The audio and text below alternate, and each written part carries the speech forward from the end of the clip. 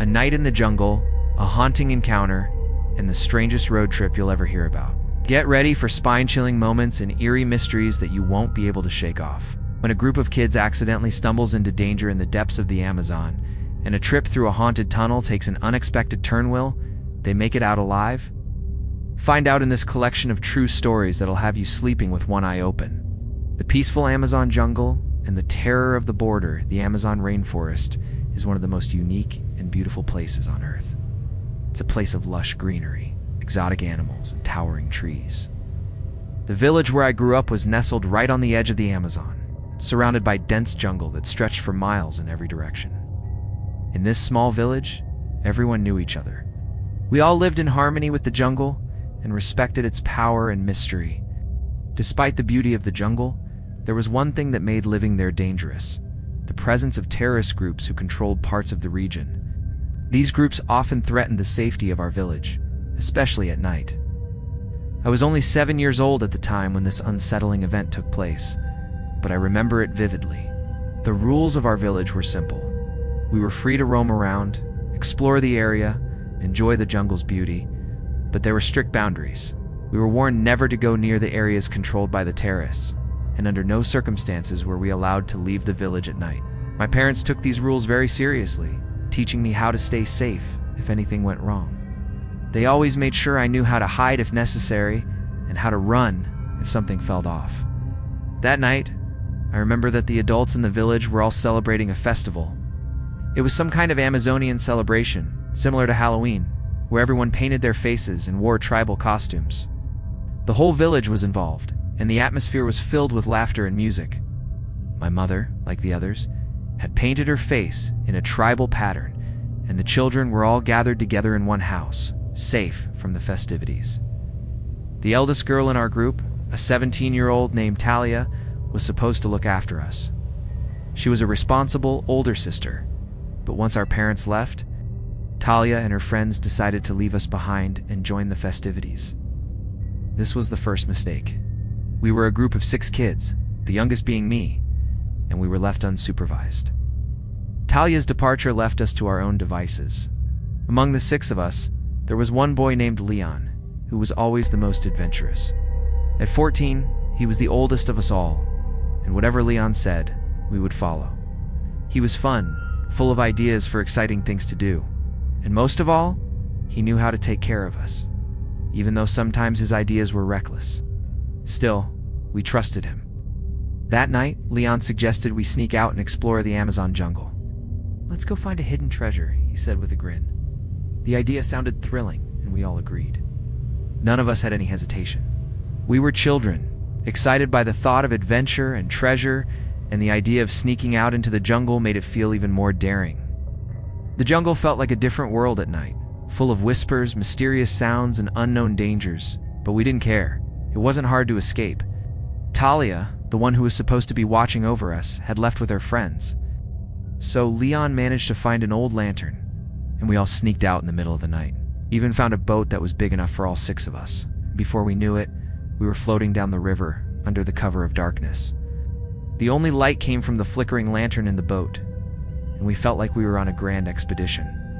We had no adult supervision, no phones to call for help, and no plans except to have fun and explore. It was as if time didn't matter. The jungle was our playground, and it felt as though we were the only ones in the world. But it didn't stay that way for long. As we sailed down the river, everything seemed perfect. Ouch! But then out of nowhere we heard voices. At first we thought it was the wind, or maybe some animals in the distance, but the voices grew clearer. We heard the distinct sound of someone calling, "Who's there?" The light of a boat appeared on the horizon. Leon immediately dropped the lantern and whispered for us to lie down on the boat's floor and remain completely still. We were scared, but we obeyed without hesitation. The fear that filled us was real. It wasn't the excitement of an adventure anymore. It was the fear of being discovered. We all pressed our faces against the floor, holding our breath, afraid that any noise would give us away. For what felt like hours, we stayed completely still, but the boat kept coming closer. We could hear the sound of paddles, and then the voice again. "Stop hiding. I see you." We froze. It was too late. They had spotted us. Slowly, We sat up, our hearts pounding in our chests. We saw 4 men in the boat, each armed with large guns. They were not the kind of people we ever wanted to meet. The men laughed, clearly not taking us seriously. Just a bunch of kids, one of them said, sounding amused. Leon, who had always been the leader, stood in front of the group, trying to protect us. He told them we were just kids from the local tribe, trying to get back home. But the men didn't seem to care. The biggest man, wearing a red bandana, looked at us and sneered. "Little kids shouldn't be out here at night. You could disappear in these jungle lands. No one would ever find you," he said, almost as if it was a warning. At that moment, we all felt a cold shiver of fear. Carla, one of the girls in our group, started crying. I could feel my own eyes starting to water as well. But then, something unexpected happened. The men seemed to lose interest in us. "You can go. You're just a tribe baby," the man with the red bandana said, as if we were no more important than a group of wild animals. It was a strange kind of relief, but we didn't waste any time, as soon as they turned their boat around and left.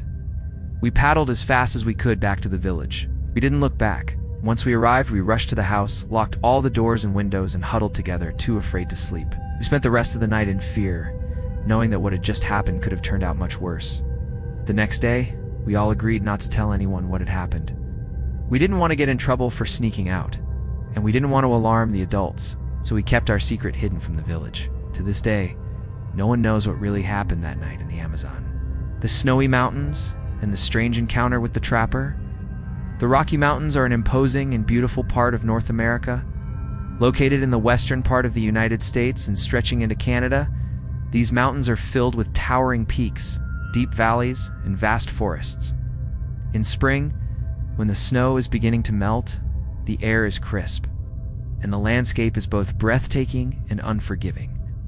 I had the opportunity to work in the forest maintenance and agriculture field for a while, helping to clear brush and protect the land from wildfires. A group of friends, all ranging from 18 to 38 years old, and I would often gather and spend several days at a time in the Rockies, doing the hard but rewarding work that would help maintain the forests and keep them safe. This particular time, it was early spring, and we were up in the mountains at around 9,200 feet above sea level.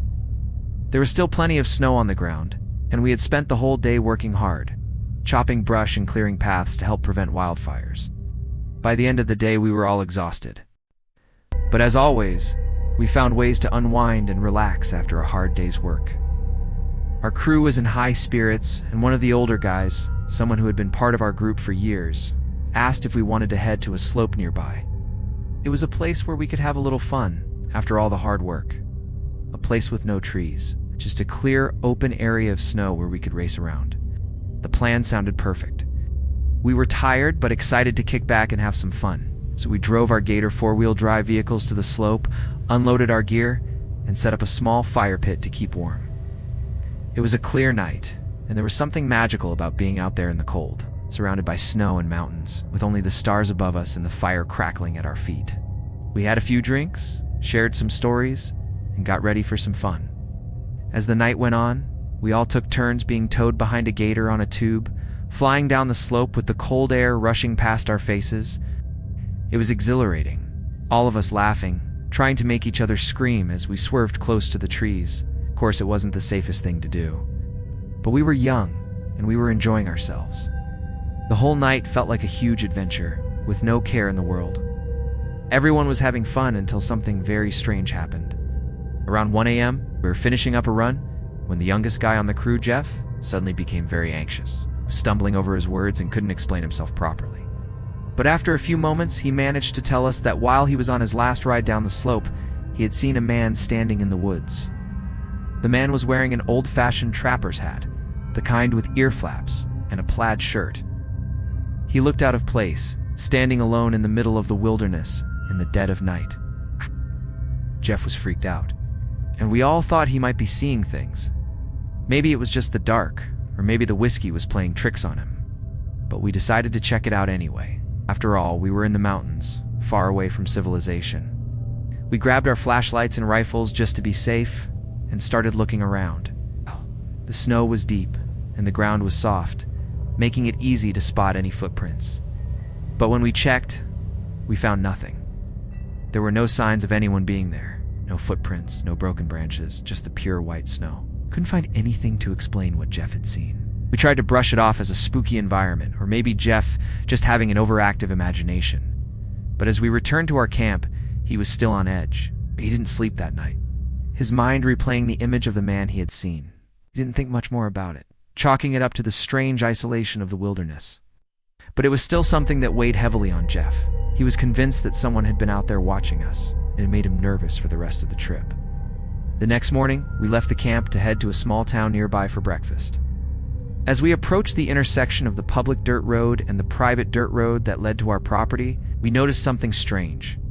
There were several police cars and an ambulance, stopped and talked to the officers, who informed us that the nearest neighbors had found a body in a ditch not far from the area we had been working. The police had followed the trail of footprints up the hill, across the slope, and into a neighboring property.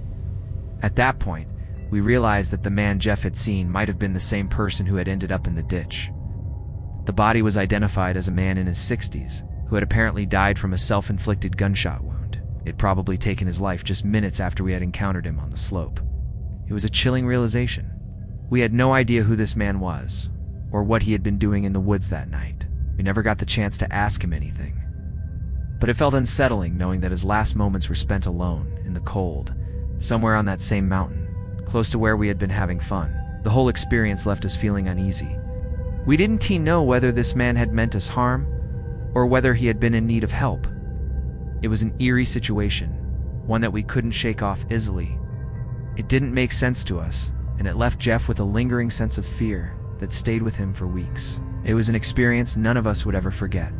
And to this day, we still wonder what would have happened if we hadn't gone up there that night. It was a reminder that no matter how much we enjoyed our time in the wilderness, there was always something beyond our control in those vast, lonely mountains.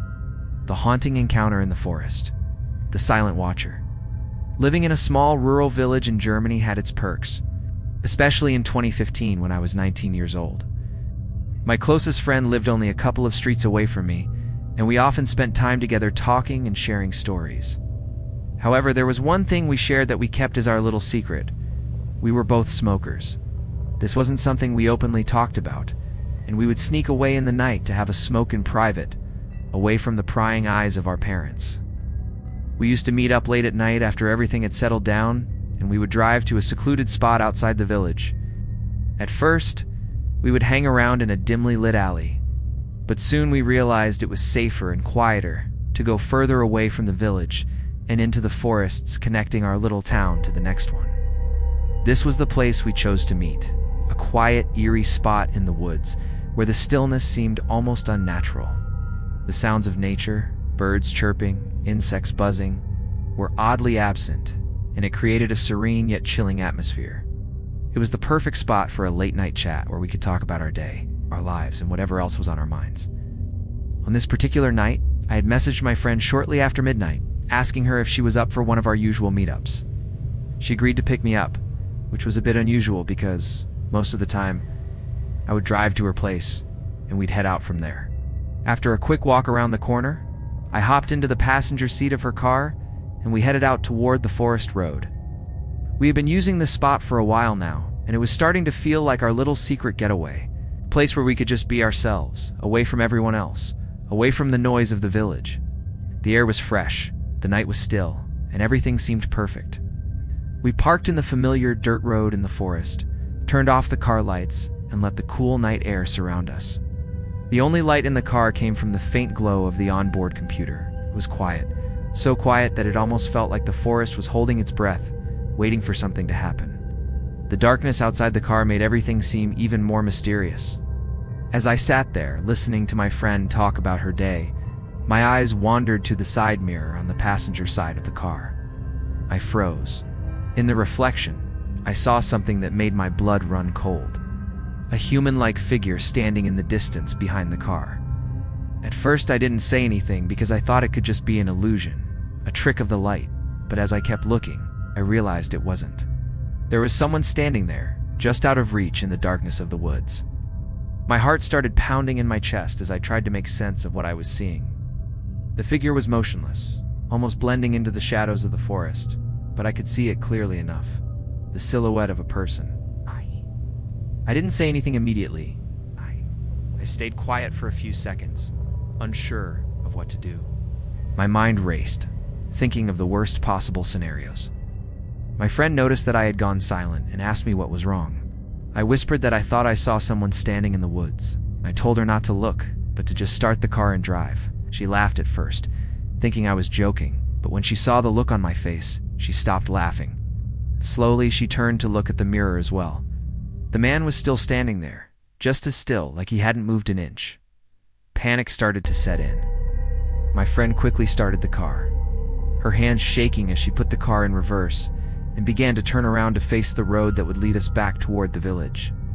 As we did, the headlights briefly illuminated the figure, and for just a moment I could see him clearly. He was tall, wearing dark clothing, and appeared to be standing right by the side of the dirt road. Then something terrifying happened. As we turned the car around, the figure shifted position. Before, he had been on the passenger side of the car, but now he was standing on the driver's side, much closer to the car than before. My friend slammed on the gas pedal, and we sped off, my heart racing as I looked out the back window. For a moment, I thought the figure might follow us, but when I turned to check again, he was gone. The woods were once again silent. We didn't say much to each other after that. Both sat in silence, the adrenaline pumping through our veins as we made our way back to the village. I tried to convince myself it was nothing, that maybe it was just a person walking along the road, someone who didn't mean us harm. But deep down, I knew something was off about the entire situation. There was no reason for someone to be out there, especially at that time of night, in the middle of the forest, without any lights or sound to guide them. As we got closer to the village, I started to feel a little safer. We finally reached my friend's house, and we agreed that we'd tell no one about what had happened. In hindsight, I wonder why we didn't call the authorities. The figure had been too close, too unsettling. What if we had been in real danger? But at the time, it seemed like the best choice to just keep it between the two of us. A few weeks later, I found out that several people in the area had reported similar sightings of strange figures in the woods. Some of them had been walking at night, others had seen shadows moving among the trees, and a few had even claimed to hear footsteps following them when they ventured into the forest alone. But nobody really spoke about it openly. It was as if the people around here knew there was something off about the woods, but no one dared to investigate further. That experience haunted me for weeks, and it still gives me chills whenever I think about it. It was the feeling of being watched, of knowing there was someone out there, lurking in the darkness. Someone who might not have been as harmless as they appeared. As time passed, I began to question if what I saw that night was real, or if it was simply a trick of the mind. But I still couldn't shake the feeling that there was something or someone out there in those woods that night. The disturbing encounter in the national park, the man in the night, back in 2016. A group of friends and I had planned a camping trip to the Los Padres National Park in Southern California. We had been talking about this trip for a long time, excited for the opportunity to leave behind our daily lives and enjoy a few days in nature. The park was known for its scenic views, lush forests, and serene atmosphere. Little did we know, this trip would turn into something far more unsettling than we could ever imagine. We had made our plans well in advance, carefully selecting the dates to ensure they didn't conflict with any of our work schedules. Everything was set, but just 3 days before the trip, we found out that an El Niño rainstorm was coming. This didn't stop us, though. We were the type of group that didn't let anything spoil our fun. The thought of camping in the rain seemed more of an adventure than a deterrent, so we decided to go ahead with our plans. The drive to the campsite took about 45 minutes, and as we made our way through winding mountain roads, we couldn't help but feel the excitement building up. The campsite we chose was nestled in a secluded part of the park, surrounded by towering trees and nestled within a beautiful forest clearing. As we set up our tents, we noticed something odd. While most of the other campers had opted for the comfort of RVs, we were one of the few groups camping in traditional tents. It felt a little strange, but we pushed the thought aside, too focused on enjoying the moment. We had all worked hard that day, setting up camp, gathering firewood, and making sure our campsite was secure. Once everything was in place, we sat around the campfire, telling stories, roasting marshmallows, and enjoying the warmth of the fire.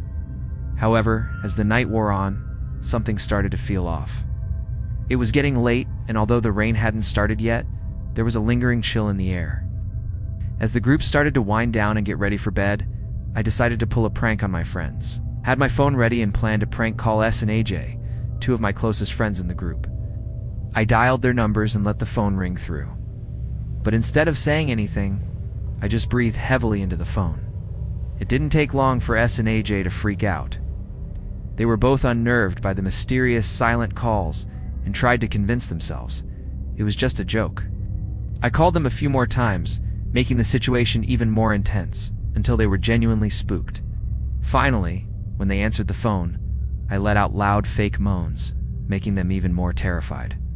It was hilarious, and we all laughed about it, except for S and AJ, who were clearly on edge. All decided it was time for bed, and I fell asleep quickly after such an eventful night. However, as the night wore on, something far more disturbing happened. I was the first to wake up the next morning. The smell of pancakes wafted in the air, and I began cooking for the group, as promised. One by one, my friends slowly emerged from their tents. They weren't as happy as I had expected. AJ spoke first, mentioning how the prank had gone too far and how they had been scared out of their minds. S added that they were certain someone had been walking around their tent during the night, making noises, and even unzipping the tent. At first I thought they were just being dramatic, but their story sent chills down my spine. S and AJ had been lying in their tent when they first heard footsteps outside. They dismissed it at first, thinking it was just an animal wandering around. However, the footsteps grew louder and more deliberate, making them realize it was something or someone much larger. The sound of feet crunching on the plastic tarp we had used to cover the ground seemed to echo in the stillness of the night. Then, it stopped, right between the tents. For several minutes, it was completely silent. Then came the sound of the zipper being slid open. S and AJ froze, pretending to be asleep as the door to their tent opened. They couldn't see who it was, but they could feel the presence of someone standing at the entrance. Both of them remained still, eyes wide open, watching the silhouette of a man's face peering into the tent. After a long and tense moment, the man stepped back, zipped the door shut, and walked away into the night. Essen and AJ were terrified, unsure of who the man was or what he wanted. The next morning, we were all still shaken by the events. But what happened next made the situation even worse. A man approached our campsite. He was unkempt, dressed in a dirty, faded t-shirt and worn-out jeans. His presence was unsettling, and the stench of alcohol lingered around him.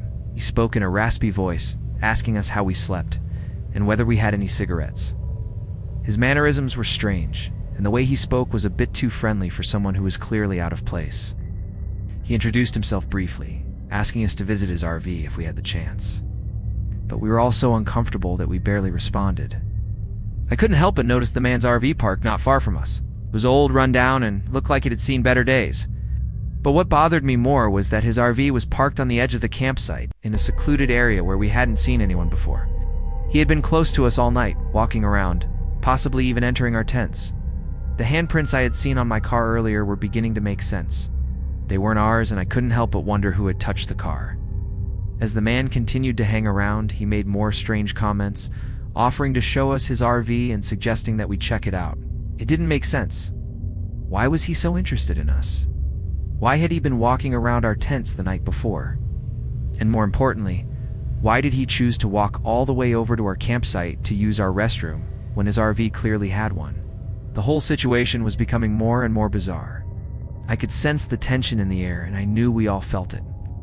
Eventually, the man left the campsite, but we didn't relax. We kept an eye on him from a distance, unsure of whether he would come back. By the time he finally left for good, we all breathed a sigh of relief, glad to be rid of his strange and unsettling presence. But as we drove away from the campsite later that day, I kept glancing back at his RV, which was still parked by the road. I had a nagging feeling that something wasn't right about the entire situation, and I couldn't shake the sense of unease. We had been followed, watched, and even entered by this man, and the whole experience left us with a sense of discomfort that lingered long after we left the park. This camping trip, which we had hoped would be a relaxing getaway, turned into a terrifying encounter that none of us would forget anytime soon. It was a reminder that sometimes the most peaceful places can hide the darkest secrets, and that things are not always as they seem in the wilderness. The mysterious encounter at the Boonville Rail Tunnel. A few weeks ago, my family and I went on a trip to the Hocking Hills area of southern Ohio. We were looking for a place to visit, and one location that had always intrigued me was the abandoned ghost town in the Boonville Rail Tunnel. The area had a reputation for being eerie and off the beaten path, which is exactly what I was looking for. We were excited about the prospect of exploring the history of the old town, but as it turned out, the experience would turn into something much darker. We didn't really know what to expect. This part of Ohio was known for being remote and isolated, with few people living in the area. The weather was cold and gloomy, which added to the eerie vibe of the place. The GPS guided us through winding back roads, and we could barely spot another car on the way there. As we approached, the landscape seemed even more desolate, with nothing but woods and hills around us. Eventually, we entered the forested area where the tunnel was located. The place looked abandoned, with overgrown vegetation, and it felt as though we were stepping into a forgotten part of history after driving down a narrow, winding road. We arrived at the parking lot near the tunnel. Could see the entrance from a distance, and the large, dark opening of the tunnel looked like something out of an old horror movie. There was a small footbridge leading over a creek, covered in trinkets and notes left by past visitors, which only added to the strange atmosphere. The entire area had a sense of foreboding to it, like something that had been forgotten for a reason. We walked across the footbridge and made our way toward the tunnel, eager to explore. As we approached the tunnel, we began to hear a strange sound echoing from the other side. It sounded like the hum of an engine, and as we got closer, we saw a truck coming through the tunnel. It wasn't unusual for someone to be there, considering it was a popular tourist spot, but what happened next felt off. The truck stopped as soon as it reached us, and a man in his 60s stepped out. He was dressed in worn clothes and carried a chainsaw, the kind that looked old and heavy. I thought it was strange that someone would be in this area with a chainsaw, especially considering it was an abandoned location, but I didn't think too much of it at the time. The man approached us and began walking with our family through the tunnel. I tried to make small talk, asking him about the history of the place and if he worked for any official organization, like the Department of Natural Resources, but he wasn't very forthcoming with any details. He seemed oddly distant and focused only on his task. We continued to walk with him for a while, but something in his behavior felt unsettling. Why was he walking with us? Why was he so interested in our presence here? After some time, we turned around to leave, but what happened next would send chills down my spine. The man fired up the chainsaw behind us, and the loud noise echoed through the tunnel. The sound was deafening, and it added to the already tense atmosphere. At this point, we realized that we were trapped. There was no way out except through the tunnel. And we didn't have any way of contacting anyone, as we were in a remote area with no cell phone signal. As we made our way back to the parking lot, we couldn't shake the feeling that something wasn't right. The man followed us closely, driving his truck slowly and deliberately, and stopped just near our car. He didn't say anything, but continued to stare at us with an odd look in his eyes. I tried to stay calm for my family's sake, but I couldn't deny that I was feeling a rising sense of danger. He seemed to be watching us, perhaps too closely. It was until we got to the car and began loading the kids into their seats that the man finally walked away. But even then, he wasn't done with us. He made his way to the restrooms, and once he was done, he returned to our campsite. This time he didn't say a word. He just gave us a strange, almost toothless smile and walked back to his RV. His behavior had been erratic, and by this point, I was genuinely concerned. It wasn't just the fact that he had been following us, but the whole situation felt off. Why had he been walking around our tents in the first place?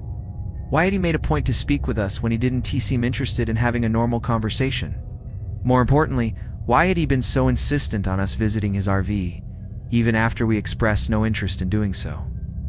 We didn't trust him, and I made a mental note to keep an eye on him, especially since he had clearly been watching us. His RV was parked not far from our campsite, and I couldn't help but wonder if he had been waiting for us to leave. I was beginning to feel trapped, and the thought of staying at the campsite for the rest of the weekend was becoming increasingly uncomfortable. Later that day, the man approached our group again. He was still drunk, his words slurred, and his behavior was becoming more erratic. He invited us to come to his RV once more, this time saying that we could buy it from him, as he no longer needed it. He seemed to be trying to convince us that he was just a lonely man who wanted some company, but I wasn't buying it. I turned him down firmly, and we quickly decided to leave the campsite. The entire day had been filled with unease, and I wasn't about to let it escalate further. As we packed up and prepared to leave, I couldn't stop thinking about the man. Was he just an eccentric, lonely person looking for attention? Or was there something more sinister to his actions? Why had he been so persistent in trying to get us to visit his RV? We didn't have answers, but we were relieved to finally be on our way out of that remote corner of the forest. But the unsettling feeling didn't leave me. As we drove away from the campsite, I glanced in the rearview mirror. And there he was, his truck still parked near his RV. The thought of him following us again was enough to make my heart race. I knew I couldn't let my guard down, not with the way things had unfolded. In the end, we made it home safely, but the memory of that encounter stayed with me. It was a stark reminder that not every adventure in the wilderness is what it seems. What was supposed to be a peaceful, relaxing getaway turned into a disturbing experience that I would never forget. I realized that there are some places where danger lurks in the shadows, and not every stranger is someone you can trust.